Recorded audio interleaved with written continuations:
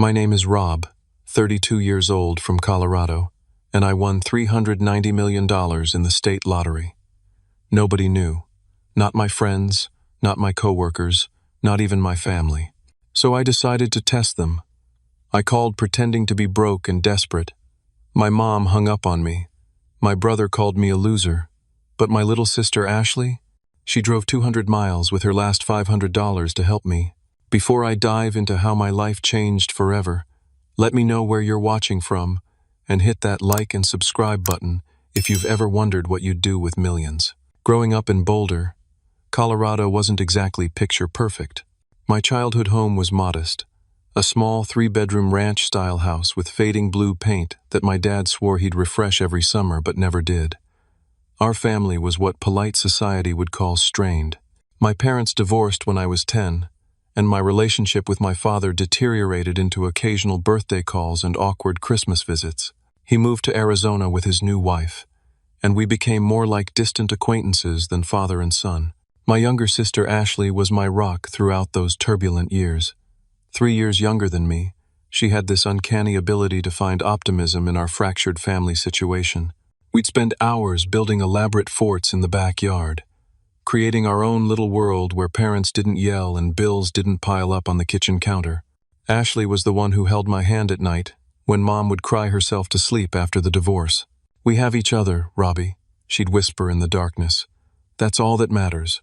Mom did her best, working double shifts as a hospital administrator to keep us fed and housed, but the financial and emotional strain took its toll. By the time I hit high school, she had remarried to Gerald, a real estate agent with a fondness for golf and criticizing my career choices. Our home became his castle, and Ashley and I learned to walk quietly around his moods. As adults, geography and life pulled us in different directions. I stayed in Colorado, while Ashley moved to Nebraska for nursing school, eventually settling there. My brother Mark, 5 years older than me, headed to Chicago where he worked his way up in finance, building what he loved to call his empire during our increasingly rare family phone calls. We'd gone from sharing bunk beds to sharing only occasional text messages on birthdays and holidays. My life before the lottery win was painfully ordinary. I worked as an IT specialist for a mid-sized insurance company, fixing printer jams and resetting forgotten passwords. My apartment was a 1-bedroom unit in a complex full of similar 9-to-5 workers. The walls were thin enough that I knew my neighbors' TV schedules by heart. My furniture consisted mainly of items from discount stores and a few IKEA pieces I'd assembled with varying degrees of success. My pride and joy was my gaming setup, the one area where I splurged a little. Financially, I was treading water, not drowning but certainly not swimming freely. Student loans from my computer science degree hung around my neck like an albatross, demanding $500 of my monthly income. My used Honda Civic needed repairs I kept putting off. Rent increased every year, while my salary remained stubbornly static. My refrigerator typically contained half-empty condiment bottles, some dubious leftovers, and a 6-pack of whatever beer was on sale that week. My one consistent luxury was a lottery ticket each week, $10 every Friday, like clockwork. My coworkers teased me about it, calling it my retirement plan. I'd laugh along, but deep down, those tickets represented something more than just a long shot at wealth. They were my small weekly rebellion against a life of mediocrity, a tiny purchased dream that maybe, just maybe, things could change dramatically. Then came the layoffs. Our company was restructuring, which everyone knows is corporate speak for cutting costs by cutting people. I received the email on a Tuesday morning, requesting my presence in the conference room at 2:30. The HR representative had the decency to look uncomfortable as she slid the severance package across the table, explaining I had 3 weeks to transition my responsibilities. The package would cover 2 months of expenses if I was frugal, but the job market was tight, and my specialized skills weren't as in demand as I'd hoped. The weeks that followed were a blur of unanswered applications and increasingly desperate emails to contacts in the industry. Each day, I'd wake up with a knot of anxiety that grew tighter as rejection emails accumulated in my inbox. My savings dwindled as I stretched them to cover rent, utilities, and the bare minimum of groceries. I started skipping meals, letting the gas tank run dangerously low, and ignoring increasingly urgent calls from credit card companies. The day that changed everything didn't announce itself with fanfare. It was a Wednesday, unremarkable in every way. I had driven to a gas station on the edge of town where gas was 5 cents cheaper per gallon. After filling up with the last $20 in my checking account, I headed inside to pay. The line was long, giving me time to stare at the lottery display behind the counter. The jackpot had grown to 390 million, the largest in state history. I shouldn't have done it. Every rational part of my brain screamed that the $10 in my wallet should go toward food, not a statistical impossibility. But something, call it desperation or intuition, made me add a quick pick ticket to my purchase. The cashier, a teenager with braces and a name tag that read Justin, printed the ticket with a bored expression, completely unaware he was handing me what would become the most important piece of paper in my life. As I walked back to my car, I tucked the ticket into my wallet without looking at it, already regretting the impulse purchase. Little did I know that those random numbers would transform me from a desperate, unemployed IT guy into one of the wealthiest individuals in the state overnight. The drawing was scheduled for 8 o'clock that evening. I hadn't planned on watching it, figuring I'd check the numbers online the next day like I usually did. But with no job to wake up for, and nothing but ramen noodles and a half-empty bag of tortilla chips for dinner, I found myself slumped on my second-hand couch, flicking through channels until the local news came on. The peppy blonde announcer with an overly enthusiastic smile introduced the lottery segment with rehearsed excitement. Tonight's jackpot is a record-breaking $390 million. Could you be our lucky winner? I snorted, thinking of the lone ticket in my wallet. Sure, lady. Me and about a million other desperate dreamers. I didn't even bother retrieving my ticket as the drawing began. The mechanical balls tumbled hypnotically in their transparent chamber. The first number popped up, 17. I vaguely remembered that might have been on my ticket, but didn't think much of it. The second number, 32. My age. Huh, that's a coincidence. Third number, 41. Fourth, 8. Fifth, 59. With each number called, a strange sensation began building in my chest. I wasn't sure if I remembered correctly, but these numbers seemed familiar. The final ball, the Powerball, rolled into position, 23. My hands shook as I dug my wallet out from my jacket pocket. I unfolded the crumpled ticket and stared at it under the dim living room light. I blinked, rubbed my eyes, and looked again. 17, 32, 41, 8, 59, and Powerball 23. The room started spinning. I couldn't breathe. This couldn't be real. I must have misread the numbers on TV. I grabbed my laptop and pulled up the lottery website, refreshing it repeatedly until the winning numbers appeared on the screen. They matched.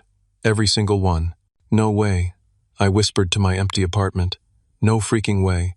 I checked and rechecked at least 20 times, comparing each number meticulously. There was no mistake. I held the winning ticket for $390 million.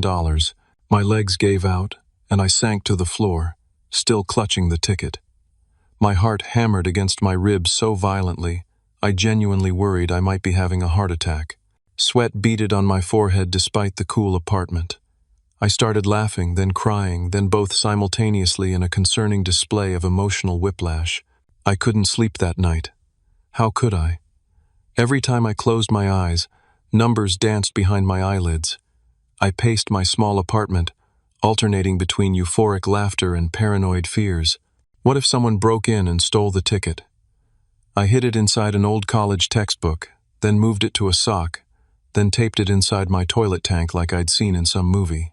By dawn, I was exhausted but still wired, my mind racing with possibilities and fears. As morning light filtered through my blinds, I sat at my kitchen table with my laptop, researching lottery winners. What I found was sobering, story after story of lives ruined by sudden wealth, family estrangements, addiction, bankruptcy, even murder. The lottery curse wasn't just sensationalist clickbait, it seemed. One particular statistic stood out. 70% of lottery winners lose it all within 5 years. I decided then that I would not become a statistic. I would be smarter than that. My first decision: absolute secrecy. No one could know, at least until I had a proper plan in place. Colorado lottery rules allowed winners to remain anonymous through legal entities, a fact that brought immense relief. I spent the morning researching reputable lottery attorneys and financial advisors, making careful notes and comparison charts. By noon, I had scheduled meetings with 3 different law firms specializing in sudden wealth management. The following week passed in a blur of confidential meetings and paperwork. I claimed the ticket through a blind trust, choosing the lump sum option which, after taxes, left me with approximately $180 million. The lawyers helped me establish offshore accounts and investment structures, all perfectly legal but designed to provide anonymity and security. My financial team consisted of a primary advisor, a certified public accountant, and a wealth management specialist. They spoke in terms that initially sounded like a foreign language, discussing diversification strategies, philanthropic tax advantages, and trust configurations. I recorded our meetings on my phone, listening to them repeatedly at night to absorb the new vocabulary of wealth. Through it all, I maintained my normal life on the surface. I continued applying for jobs I no longer needed, eating ramen noodles despite having more money than I could spend in several lifetimes. My modest apartment remained unchanged, save for the new safe I had discreetly installed in my closet floor. To anyone looking, I was still just Rob, the unemployed IT guy, not Rob the multimillionaire. But as the initial shock faded, a new thought began taking shape in my mind. My family had grown distant over the years. Was it because they didn't care, or just the natural drift of adult lives? With this newfound wealth, I would eventually want to help them, but first, I needed to know if they would help me. The plan formulated gradually, a simple test. I would call each of them, claiming to be in financial distress. Nothing dramatic or life-threatening, just the real situation I had been in before the win, needing temporary help to make rent and buy groceries until a new job came through. Their responses would tell me everything I needed to know about who they really were when they thought I had nothing to offer them. I knew it was manipulative, perhaps even cruel, but after years of family tension and growing apart, I needed to know the truth before I decided who to bring into my new reality. I didn't want to reward people who only showed up once I had something to give them. As I prepared my script for the calls, I felt a gnawing anxiety. What if no one offered to help? What if everyone rejected me in my supposed time of need? Was I setting myself up for heartbreak? But deeper than that fear was another, more terrifying question. What if I already knew what their answers would be, and was just looking for confirmation of my worst suspicions about the people who were supposed to love me unconditionally? With shaking hands, I picked up my phone and pulled up my mother's contact information. It was time to find out exactly where I stood with my family. I rehearsed what I'd say to my mother at least a dozen times before making the call. Our relationship wasn't terrible, but it wasn't particularly close either. After her remarriage to Gerald, I became less of a priority. We spoke on holidays and birthdays, exchanged pleasantries about weather and health, but rarely delved into anything meaningful. She lived just 40 minutes away, yet I couldn't remember the last time I'd been invited over for dinner. Still, she was my mother, the woman who had nursed me through childhood illnesses, who had worked extra shifts to buy me a computer for school, who had taught me to drive in an empty parking lot with infinite patience. Surely that bond would count for something when I needed help. I took a deep breath and pressed the call button. The phone rang 3 times before she answered. "Hello? Rob? Is everything okay? You never call on Tuesdays." Her voice was tinged with surprise and a hint of suspicion. "Hi, Mom," I said, intentionally making my voice sound tired and stressed. It wasn't difficult to channel the anxiety I'd felt before the lottery win. "I'm not doing so great, actually. That's why I'm calling." "What's wrong? Are you sick?" A sliver of concern threaded through her question. "No, not sick. I got laid off a few weeks ago. I've been applying everywhere, but nothing's coming through yet. So far, this was all true. I'm running out of options, and I'm worried about making rent this month. I hate to ask, but I could really use some help." There was a pause on the line. I could almost feel the shift in her demeanor through the phone. "How much are you talking about?" Her voice had cooled several degrees. "About $5,000, I said, "just to cover rent and basic expenses until I find something. I promise I'd pay you back as soon as I'm working again." The silence that followed seemed to stretch into eternity. When she finally spoke, her tone had transformed entirely. $5,000? Rob, are you serious right now? That's not a small amount of money to just hand over. I know it's a lot, Mom. I wouldn't ask if I wasn't desperate. Well, Gerald and I don't just have that kind of money sitting around. We have our own bills to pay. The property taxes on the house just went up again, and we're planning a cruise next month. I felt a knot forming in my stomach. I understand. Maybe a smaller amount would help? Anything, really. I'm eating ramen for every meal, and I'm worried about keeping the lights on. This is exactly what emergency funds are for, Rob, she said, her voice taking on the lecture tone I remembered from adolescence. You're 32 years old. You should have at least 6 months of expenses saved by now. This is basic financial responsibility. I did have savings, I explained, the hurt in my voice now entirely genuine, but with the medical bills from my appendectomy last year and the car repairs, there's always an excuse, isn't there? She interrupted. You know your brother never asks for money. In fact, he's doing quite well for himself. Maybe you should call him for advice on financial planning instead of asking for handouts. The comparison to Mark stung, as it always had. Mom, I'm not asking for financial advice. I'm asking for help during a rough patch. Family is supposed to help each other, and parents are supposed to teach their children to stand on their own 2 feet, she countered. Gerald always says, I babied you too much, and maybe he was right. If we bail you out now, what lesson does that teach you? I couldn't believe what I was hearing. The lesson that family supports each other when times are tough? Rob, I love you, but I think you need to figure this out on your own. It will make you stronger in the long run. Have you tried cutting expenses? Do you really need internet and cable right now? What about driving for one of those food delivery services in the evenings? As she continued listing ways I could pull myself up by my bootstraps, I felt a hollowness expanding in my chest. This woman who had brought me into the world, who had once held me when I cried, was now lecturing me about budgeting while I supposedly faced eviction. Look, she said with finality, I need to go.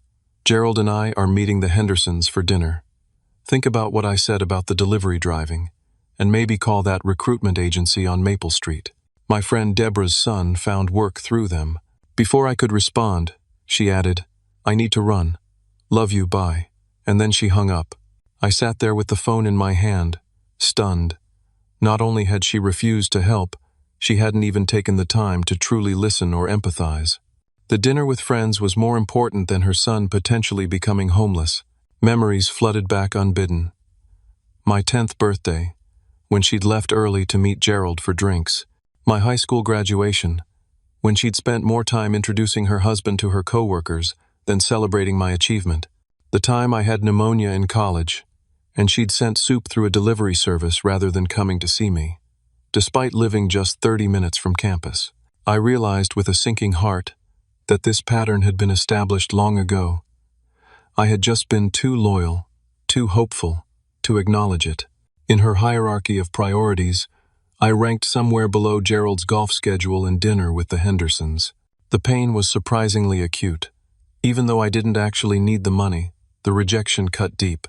I had secretly hoped she would prove me wrong, that she would rush to my aid and demonstrate that beneath the distance and distraction, her maternal instinct remained intact. Instead, she had confirmed my worst fears about our relationship. I made myself a strong drink and sat by my apartment window, watching the evening traffic flow by. People returning to families who perhaps cared for them. Parents who would drop everything to help their children in crisis. I wondered how many truly had that safety net, and how many, like me, were ultimately alone when it counted. Part of me wanted to abandon the experiment right then. What was the point of confirming that my family didn't care? Why deliberately seek out more pain? But another part, the part that needed to know exactly where I stood before moving forward with my new life, pushed me to continue. 2 more calls to make, 2 more tests to administer. I pulled up my brother's contact next, steeling myself for another disappointment. But nothing could have prepared me for the cruelty that awaited on that call.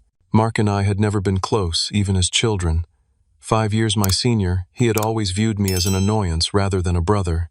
While I was building Lego structures, he was already thinking about business ventures, selling candy at school, and charging neighborhood kids to use our basketball hoop. He left for college when I was 13, and from that point on, our interactions became increasingly limited. As adults, the distance between us grew from emotional to ideological. Mark embraced a particular brand of success worship, believing that financial achievement was the ultimate measure of a person's worth. His Facebook profile was a carefully curated showcase of business wins, exotic vacations, and networking events with people he deemed important. The captions invariably included phrases like, "crushing it," or "another day, another deal." The last time we'd been in the same room, at Thanksgiving 2 years prior, he had spent most of dinner talking about his condo in Chicago's Gold Coast neighborhood and the German sports car he'd just leased. When I mentioned enjoying my work in IT, he had laughed and asked, "But what's your growth strategy? When are you going to start making real money?" As if my middle-class existence was some temporary embarrassment. Despite knowing what to expect, I called him anyway. My fingers hesitated over his contact information before finally pressing the call button. He answered on the 4th ring. Ambient noise, suggesting he was at a restaurant or bar. "This better be important, Rob. I'm at dinner with clients," he said without preamble. "No hello, no how are you." "Sorry to interrupt," I said, genuine irritation mixing with my rehearsed desperation. "I wouldn't call if it wasn't important." "Well?" The impatience in his voice was palpable. "I lost my job a few weeks ago. The company downsized and eliminated my entire department." There was a pause, then a short, humorless laugh. "That's why you're interrupting my dinner? To tell me you got fired? Jesus, Rob." "I didn't get fired," I corrected. "The position was eliminated, and I'm calling because I'm in a tough spot financially. I was hoping you might be able to help me out with a loan until I find another job." "A loan?" The way he said it made the word sound dirty. "How much are we talking about?" I decided to ask for less than I'd requested from Mom. Just $2,000. For rent and bills, until I get back on my feet. I'll pay you back with interest. The laugh that followed was genuine this time, and cruel. $2,000? You're 32 years old, and you don't have $2,000 in savings? What the hell have you been doing with your life, Rob? His words stung despite my knowledge that I now had more money than he would earn in several lifetimes. I had savings, but there were medical expenses last year, and then car repairs. "Excuses," he interrupted. "Always excuses with you. This is exactly why you'll always be stuck in the same place while some of us move forward. No planning, no ambition, no foresight." I swallowed hard. "Look, I understand if you can't help. I just thought." "Thought what? That I'd bail you out because we share some DNA? I've worked my ass off for everything I have, 60-hour weeks. Networking every evening while you were probably playing video games. I earned my success." "I understand," I said quietly. "I shouldn't have called." "No, maybe it's good you did," Mark continued, warming to his topic. "Maybe this is the wake-up call you need. You've been coasting through life with this loser mentality, thinking small, settling for mediocrity. Now reality's catching up with you." I remained silent, letting him continue his tirade. "You know what I was doing at your age? Building my client base, making connections with industry leaders, positioning myself for growth. What have you accomplished? An apartment you rent and an IT job any community college graduate could do, and now you don't even have that. Are you finished?" I asked, my voice tight. "Almost. Here's my advice, little brother, since that's apparently what you're really after. Get a real job. Not another tech support position where you hide behind a computer screen. Something that pushes you to grow. Sales, maybe. Something with a competitive edge that might finally put some backbone into you." I counted to 3 silently before responding. "Thanks for the career coaching. I'll let you get back to your clients. One more thing," Mark added. "Don't call Mom about this. She doesn't need the stress, and she can't afford to support you either. Time to stand on your own feet, Rob. Most people figure that out a decade before 32. "Goodbye, Mark," I said, but he had already hung up. I set the phone down carefully, as if it might explode. My hands were shaking, not from sorrow, but from a white-hot anger I rarely experienced. Of all the responses I had anticipated, the sheer contempt in my brother's voice had exceeded my worst expectations. The extent of his disdain was breathtaking. Not only had he refused to help, he had used my vulnerable moment as an opportunity to assert his superiority, to grind his success against my supposed failure. There wasn't a molecule of compassion in his response, not even the barest acknowledgement that I was a human being in distress, let alone his brother. I poured myself another drink and tried to process what had just happened. The relationship with my brother, already tenuous, now seemed irrevocably damaged. Even knowing I had wealth beyond his imagination brought little comfort in that moment. Money couldn't heal the wound of realizing your own brother viewed you with such contempt. For a brief, dark moment, I fantasized about revealing my new status to him, imagining his face when he realized his loser brother now had more wealth than his entire client list combined. The thought provided a fleeting satisfaction, but it quickly soured. Revenge wasn't what I wanted. What I had truly wanted was a brother who cared, and no amount of money could purchase that. I spent that evening in a state of numb reflection, reassessing a lifetime of interactions with Mark through this harsh new lens. Had he always despised me this much? Or had his values simply become so warped by his pursuit of status that he'd lost the ability to see worth in anyone who didn't share his definition of success? As the night progressed, my anger gradually subsided, replaced by a profound sadness for what our relationship could have been in a different world. Two brothers supporting each other, celebrating victories together, helping in times of hardship. Instead, we had this toxic mess of judgment and superiority. Morning brought clarity along with the sunrise. I had one more call to make, one more family member to test. My younger sister, Ashley. We had been close as children, but life had pulled us in different directions. She was now a single mother, working as a nurse in Nebraska, raising my nephew Tyler alone after her husband left when the baby was just 3 months old. We spoke perhaps once a month, usually brief catch-up calls where she sounded perpetually exhausted. I knew she struggled financially, stretching her nursing salary to cover childcare, rent, and the basics for Tyler. The thought of asking her for money seemed particularly cruel given her circumstances, but I needed to complete this experiment to truly understand where I stood with my family. With a heavy heart, I picked up the phone to make my final test call, completely unprepared for how her response would change everything. Ashley and I had been thick as thieves growing up. Despite being 3 years younger, she had always possessed a wisdom beyond her years.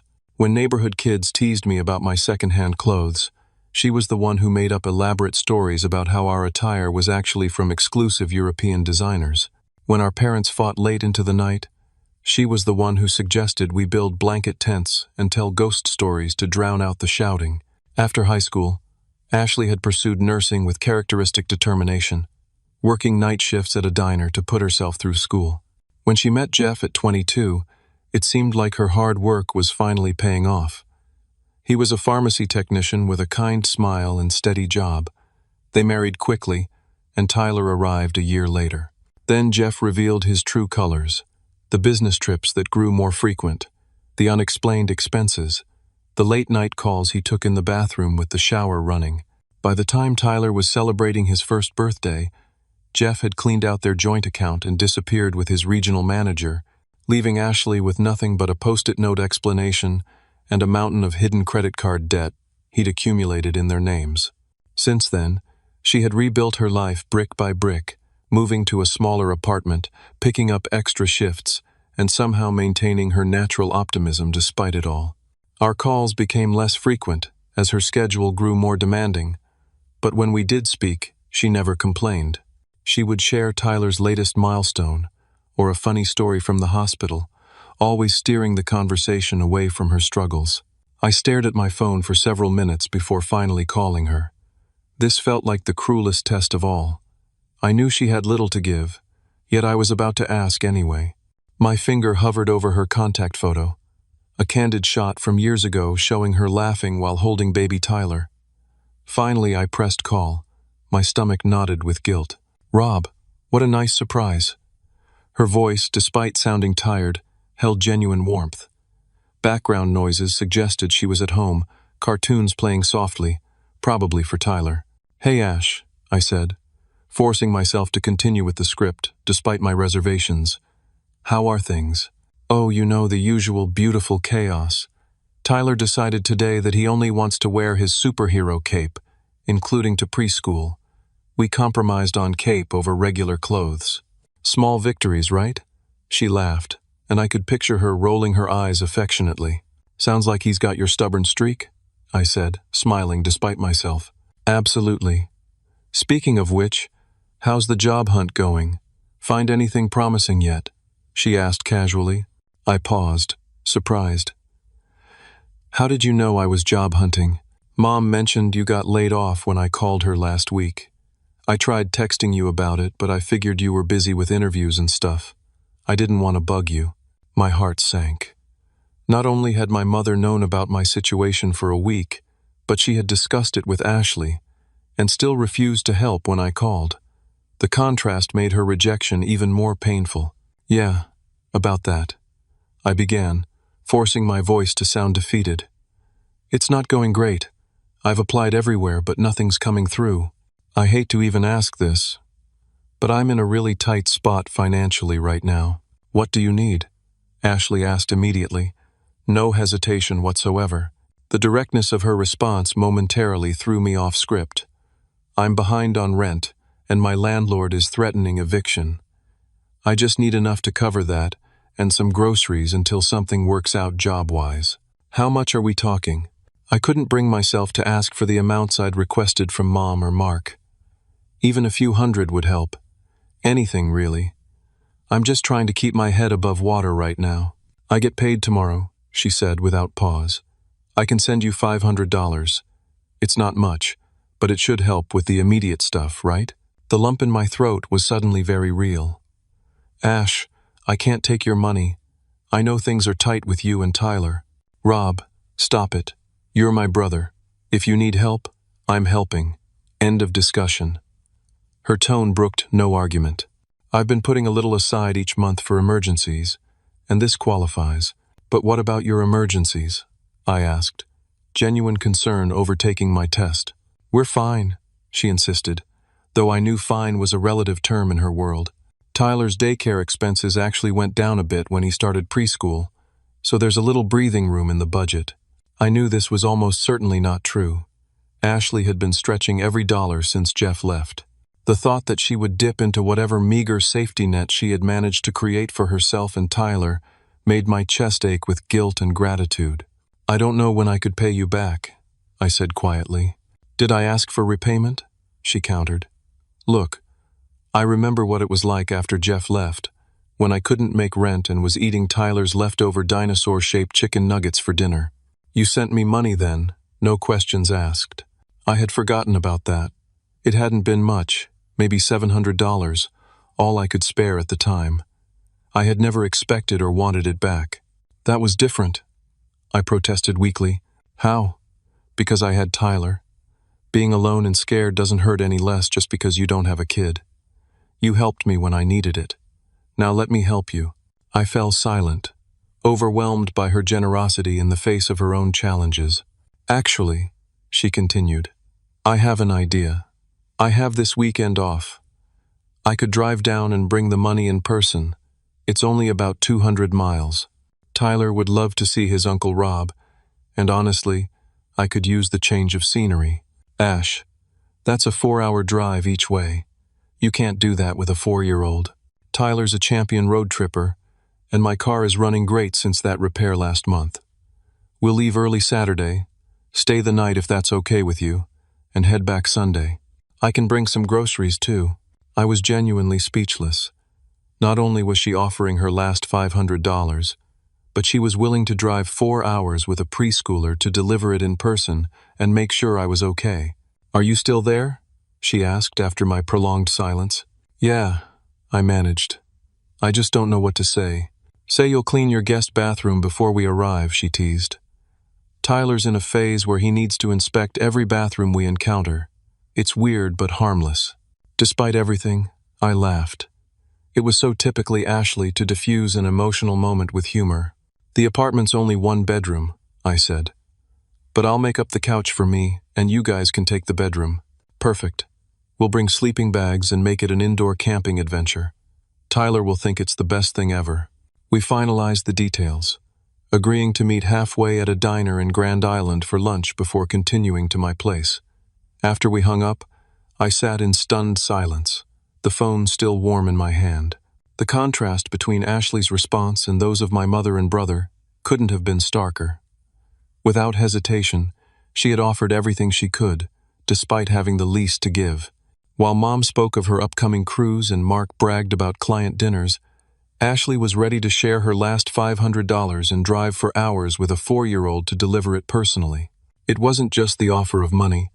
It was the complete absence of judgment, the immediate assumption that if I needed help, there must be a valid reason. No lectures about financial planning. No comments about my life choices or career path. Just pure, unconditional support. I looked around my apartment, suddenly seeing it through Ashley's eyes. She would expect to find me in dire straits, eating ramen and counting pennies. Instead, she would arrive to find me perfectly fine, asking for money I didn't need as some sort of twisted test. The thought made me sick with shame. I couldn't go through with it. I couldn't let her drive all that way, spending gas money she couldn't afford, giving me cash that should be going to Tyler's future, all based on a lie. The experiment had gone far enough. I had my answers about my family, painful as they were. As the reality of what Ashley was willing to do for me sank in, I made a decision that would change both our lives forever. The wealth I had stumbled into suddenly had a purpose beyond my own comfort and security.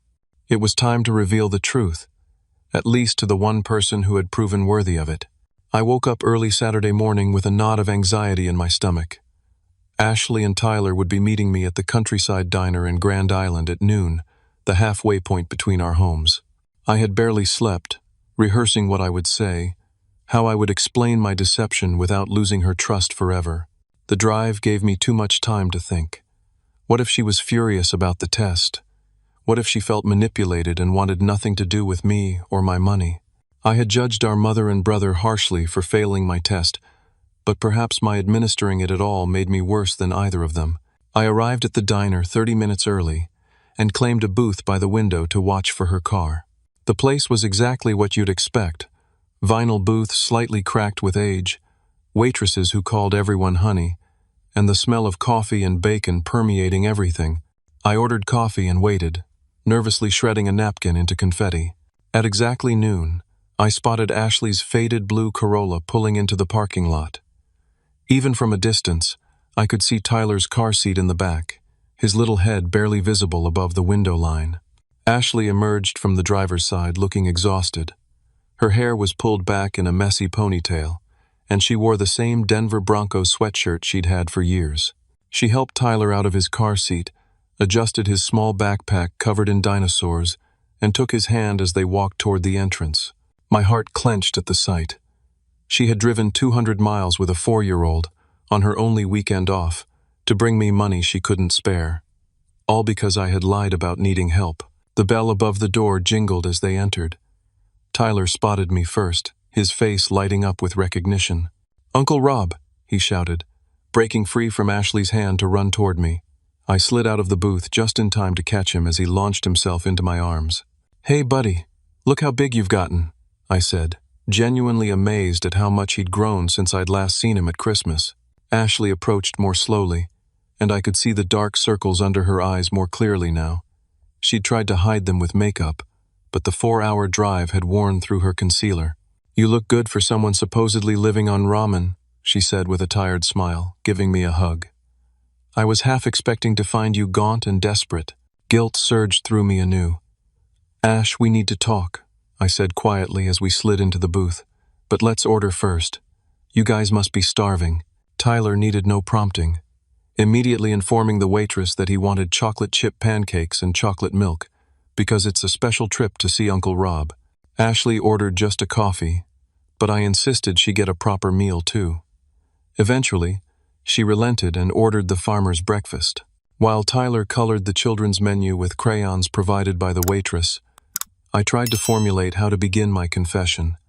Ashley beat me to it. "So what's really going on, Rob?" she asked softly, stirring cream into her coffee. "You don't look like someone who can't afford groceries." I blinked in surprise. "What do you mean? Your clothes are clean and new-looking. You've got a fresh haircut. Your phone is the latest model." She gestured to where it sat on the table. "Either you're prioritizing appearances over food, which isn't like you, or something else is happening." I should have known I couldn't fool her. Ashley had always been perceptive. "You're right," I admitted, dropping my voice to ensure Tyler remained absorbed in his coloring. I wasn't completely honest about my situation. Her face fell slightly. "If you're in some kind of trouble, Rob, just tell me. Are you gambling? Drugs? Whatever it is, we can figure it out." "No, nothing like that," I quickly reassured her. "It's actually—" I took a deep breath.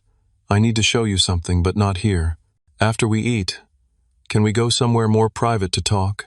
She studied my face, concern evident in her eyes. "You're scaring me a little, but okay."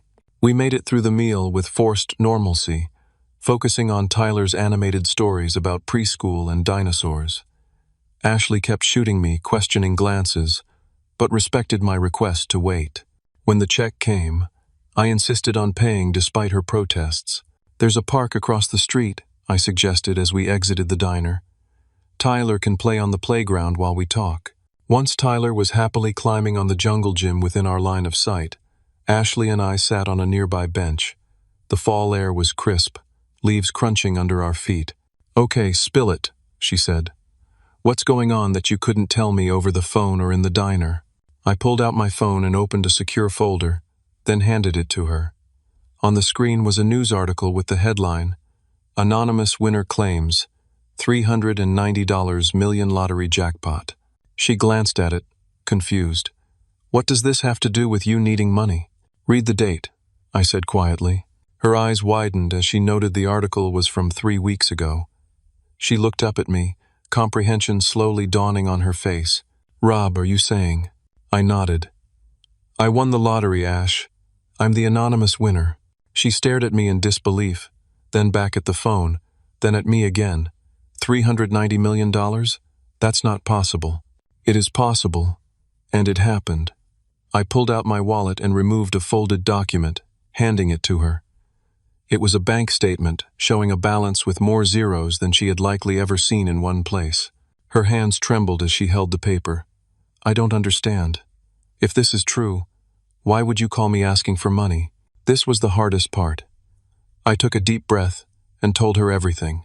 The initial shock of winning, the decision to remain anonymous, the calls to test my family's true colors, Mom's dismissal, Mark's cruelty, and finally, her own immediate, selfless offer to help. As I spoke, I watched her expression shift from confusion to hurt to anger. When I finished, she was quiet for a long moment, watching Tyler go down the slide for the 10th time. "So I was a guinea pig in your little experiment?"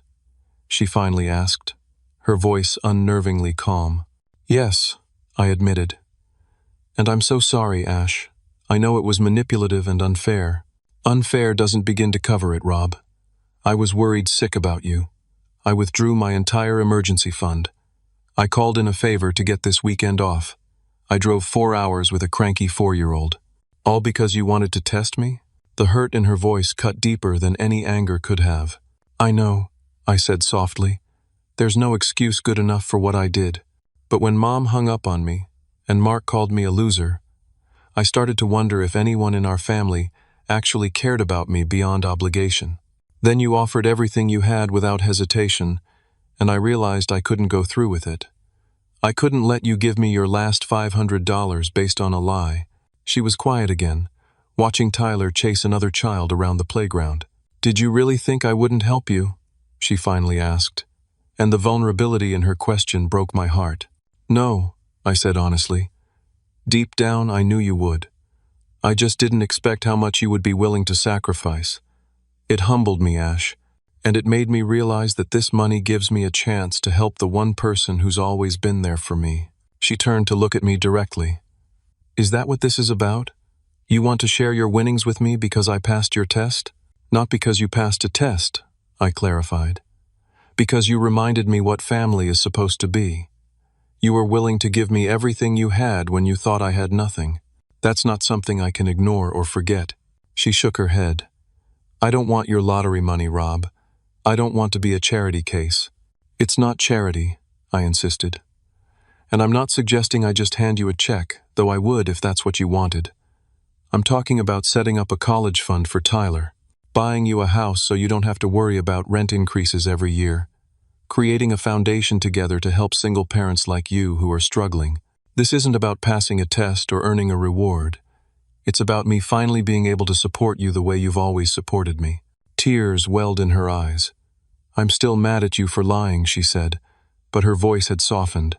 You have every right to be, I agreed. Take all the time you need to be angry, but please don't refuse to let me help just because you're upset about how you found out. She wiped at her eyes with her sleeve. This is a lot to process. 3 weeks ago you were just my brother, and now I'm still just your brother, I interjected. A brother who made a mistake in how he handled this, but who now has the means to make sure you and Tyler never have to worry about money again. Tyler chose that moment to run over to us, breathless and flushed with excitement. Mom, Uncle Rob, did you see me go down the big slide? We sure did, buddy, I said, grateful for the interruption. You're practically a daredevil. What's a daredevil? He asked, climbing onto the bench between us. Someone very brave, Ashley answered, ruffling his hair. Like you. She met my eyes over Tyler's head. We're going to need a lot more conversation about this, and I'm not making any decisions today. I nodded. That's fair, but will you at least come back to my place as planned? Let me treat you both to a nice dinner? No strings attached. She hesitated, then nodded slowly. Okay, but I'm still bringing the sleeping bags. Tyler's been talking about indoor camping all week. Deal, I said, relief washing over me. As we walked back to our cars, Tyler skipping between us, Ashley murmured, Just so we're clear, I'm not depositing that check you're inevitably going to try to give me. We'll see, I replied with a small smile. She rolled her eyes but couldn't hide her own slight smile. Lottery winner for 3 weeks and already thinking you know everything. I laughed, feeling lighter than I had in days. The hardest conversation was behind me, and while Ashley was understandably hurt by my deception, she hadn't rejected me outright. There was a path forward, a chance to rebuild trust and create something positive from this strange situation. As I watched her buckle Tyler into his car seat, talking animatedly about what games they might play at Uncle Rob's house, I felt a surge of clarity about what my newfound wealth was truly for. It wasn't about luxury cars or mansions or status symbols.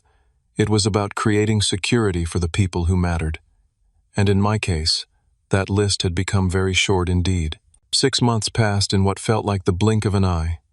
The seasons changed from fall to winter to spring, and my life transformed even more dramatically than the landscape.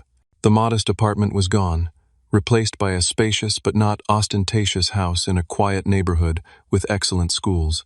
My anonymous days were behind me, though I had managed to keep the exact amount of my winnings private, with media reports varying wildly from $50 million to $500 million. Ashley and Tyler now lived just 10 minutes away, in a beautiful 4-bedroom home with a backyard perfect for a growing boy's adventures. After weeks of refusing my help, she had finally relented when I framed it as an investment in Tyler's future rather than charity. We had established a trust fund for his education and set up a foundation called New Beginnings that provided grants and resources to single parents returning to school or starting businesses. The most profound changes, however, were invisible to the outside world. The lottery win had acted as a powerful filter, clarifying which relationships in my life were genuine and which were based on convenience or obligation. It had stripped away pretense and revealed raw truth in a way that no other life event could have. My mother and brother remained largely unaware of my changed circumstances for several months. I had maintained minimal contact, responding to occasional texts with brief, non-committal replies. I used the excuse of a new job that kept me busy, which wasn't entirely untrue. Managing my investments and foundation work had indeed become a full-time occupation. The truth eventually leaked when a former coworker recognized me at a charity gala and posted about it on social media. Within hours, my phone exploded with messages from people I hadn't heard from in years, including, predictably, Mark and my mother. Mark's message came first, a casual text, as if we spoke regularly. "Hey, little brother, heard some interesting news about you. Let's grab lunch soon and catch up." My mother's approach was more direct. "Rob, is it true what people are saying about you winning the lottery? Why wouldn't you tell your own mother something so important? Please call me as soon as possible." I let both messages sit unanswered for several days, consulting with Ashley about how to proceed. We were having dinner in her backyard, watching Tyler test out his new play structure when I showed her the texts. "You knew this day would come," she said after reading them. "What are you thinking of doing?" "Part of me wants to ignore them completely," I admitted. "But another part feels like I need closure, a final conversation to put everything in perspective." Ashley nodded thoughtfully. "For what it's worth, I think you should meet with them. Not for their sake, but for yours. Otherwise, you might always wonder if they would have eventually shown genuine remorse." She was right, as usual. I arranged separate meetings with each of them at a neutral coffee shop downtown. Mark arrived for his appointment in an expensive suit, hair perfectly styled, exuding the confidence of someone who believed they were about to benefit significantly from a family connection. The contrast between his current demeanor and his cruel dismissal 6 months earlier couldn't have been starker. "Rob," he exclaimed, arms open for a hug I didn't reciprocate. "You look great. Success suits you." "Does it?"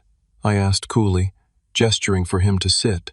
"That's an interesting observation from someone who called me a loser the last time we spoke." His smile faltered only briefly.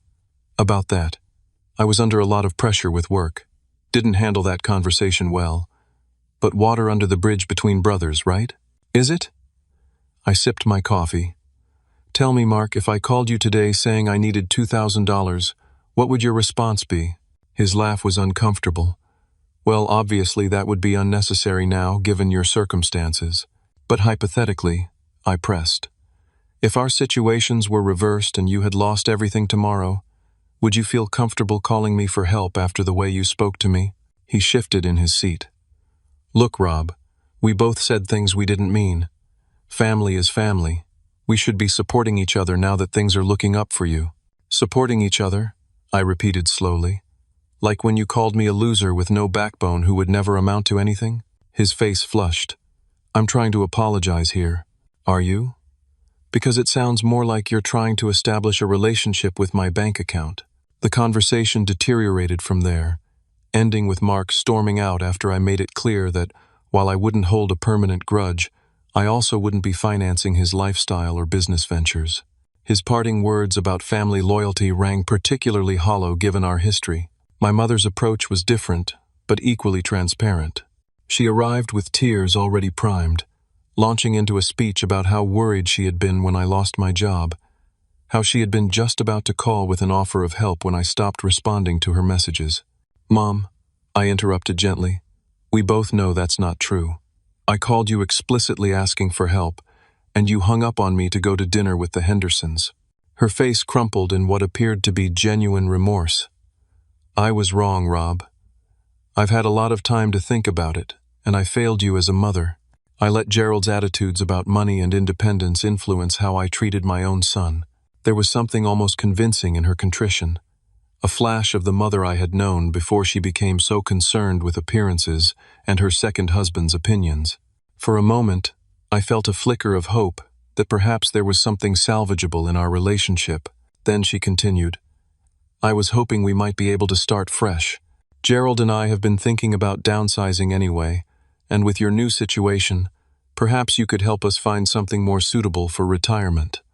Nothing extravagant, of course." And just like that, the moment was gone. The apology wasn't about recognizing her failure as a mother. It was about positioning herself to benefit from my good fortune.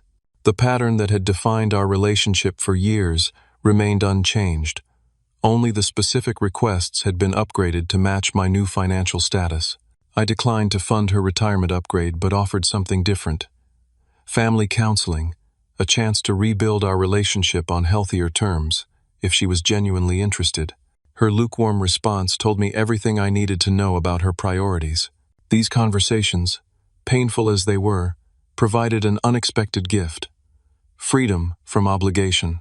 The lingering guilt I had felt about distancing myself from toxic family relationships dissolved in the face of such transparent opportunism. I wasn't cutting them off out of vengeance, but I was establishing clear boundaries based on a clear understanding of who they truly were. Meanwhile, my relationship with Ashley and Tyler flourished. We traveled together, celebrated holidays without the tension that had marked family gatherings in the past, and found a comfortable rhythm of independence and interdependence. Ashley had returned to school to pursue an advanced nursing degree, something she had always dreamed of but never thought possible as a single mother. The New Beginnings Foundation grew beyond our initial vision, partnering with community colleges to offer childcare for student parents and launching a mentorship program that paired established professionals with single parents entering their fields. What had begun as a personal project to help Ashley became a mission that gave my life purpose and direction. Perhaps the most profound change was internal. Before the lottery win, I had measured my worth by others' standards, constantly feeling I was falling short, particularly in comparison to my successful brother. Now I understood that true wealth had little to do with account balances and everything to do with how you treated others when you thought they had nothing to offer in return. Ashley had been wealthy long before I won the lottery, rich in character, compassion, and courage. Her willingness to give her last $500 and drive hundreds of miles to help her brother represented a kind of abundance that no financial windfall could create. That realization had transformed how I viewed money, success, and connection. The lottery hadn't changed who people were. It had merely revealed their true characters more clearly. My mother and brother had always prioritized status and financial advantage. Ashley had always led with her heart. The $390 million had simply brought these truths into sharper focus. 1 year to the day after the fateful lottery drawing, Ashley, Tyler, and I sat on the patio of my home, watching fireflies blink in the gathering dusk. Tyler, now 5, was carefully catching and releasing them, his delighted laughter punctuating the peaceful evening. "Do you ever regret it?" Ashley asked suddenly. "The test, I mean. Would you rather not have known how Mom and Mark would react?" I considered her question carefully. "No," I finally said. "It was painful, but necessary. I might have spent years trying to buy their approval or affection, never understanding that some relationships can't be fixed with money or success." She nodded thoughtfully. "And some relationships don't need fixing because they were never broken." "Exactly," I smiled, watching Tyler race across the lawn after a particularly bright firefly. "The money gave me freedom and security, but you gave me something far more valuable. The knowledge that I was always worthy of love and support, even when I had nothing to offer in return." Ashley squeezed my hand. "That's what family is supposed to be." "I know that now," I said softly. "Better late than never." As the stars emerged above us and Tyler exhausted himself chasing magical lights through the grass, I felt a profound sense of peace. The journey from that gas station quick pick to this moment had been unpredictable and often painful, but it had led me exactly where I needed to be. I had won the lottery twice, really. Once with a random set of numbers that changed my financial reality overnight, and once with the sister who showed me what true wealth looked like long before I had millions in the bank. Have you ever wondered what you would do if you suddenly came into unexpected wealth?